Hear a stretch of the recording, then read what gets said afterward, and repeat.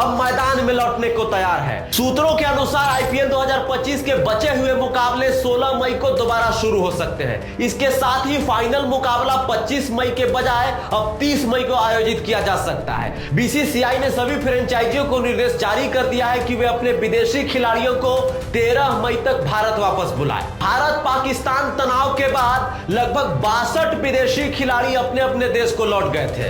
अब माहौल सामान्य होने के बाद सभी खिलाड़ियों की वापसी सुनिश्चित की जा रही है। आईपीएल 2025 अब अपने प्लेऑफ चरण की ओर बढ़ रहा है और टीमें अपने अपने अंतिम मैचों के लिए तैयार हो रही हैं। रॉयल चैलेंजर्स बैंगलोर और गुजरात टाइटंस 16-16 अंकों के साथ टॉप पर है। पंजाब किंग्स के पास 15 अंक है और उनके 3 मैच बाकी है। मुंबई इंडियंस और दिल्ली कैपिटल्स के बीच प्लेऑफ की असली लड़ाई है। केकेआर और लखनऊ सुपर जायंट्स अब भी रेस में है, लेकिन स्थिति कठिन है। आपको बता दें, आईपीएल का नया शेड्यूल आते ही डबल हेडर मुकाबलों की संख्या बढ़ाई जा सकती है ताकि समय पर सभी मैच पूरे कराए जा सके।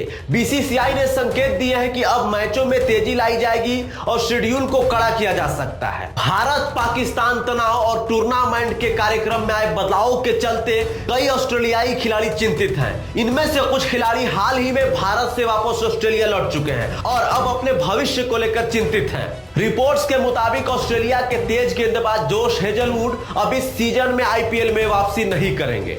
वहीं उनके साथी गेंदबाज मिचेल स्टार्क की स्थिति भी लगभग वैसे ही नजर आ रही है। मिचेल स्टार्क और उनकी पत्नी एलिसा हिली हाल ही में सिडनी लौटे हैं। हालांकि स्टार्क ने मीडिया से बातचीत नहीं की, लेकिन उनके मैनेजर ने ऑस्ट्रेलिया के 9 न्यूज को बताया कि स्टार्क शायद आईपीएल 2025 में अब दोबारा हिस्सा नहीं लेंगे। अब यह देखना दिलचस्प होगा कि क्या अन्य ऑस्ट्रेलियाई खिलाड़ी भी जोश हेजलवुड और मिचेल स्टार्क की राह पे चलते हैं या आईपीएल की वापसी के साथ वे दोबारा भारत लौटने का निर्णय लेते हैं। ऑस्ट्रेलिया क्रिकेट बोर्ड ने इस मामले पर बयान जारी करते हुए साफ कहा है कि आईपीएल में वापसी करना या न करना खिलाड़ियों का निजी निर्णय होगा। सीए ने यह भी स्पष्ट किया कि अगर कोई खिलाड़ी टूर्नामेंट में दोबारा हिस्सा नहीं लेता है तो इससे उनके चयन या बीसीसीआई के संबंधों पर कोई असर नहीं पड़ेगा। बीसीसीआई भले ही आईपीएल को 16 मई से दोबारा शुरू करने की तैयारी में है, लेकिन विदेशी खिलाड़ियों, खासकर ऑस्ट्रेलियाई खिलाड़ियों की अनुपस्थिति टीमों की रणनीति को प्रभावित कर सकती है।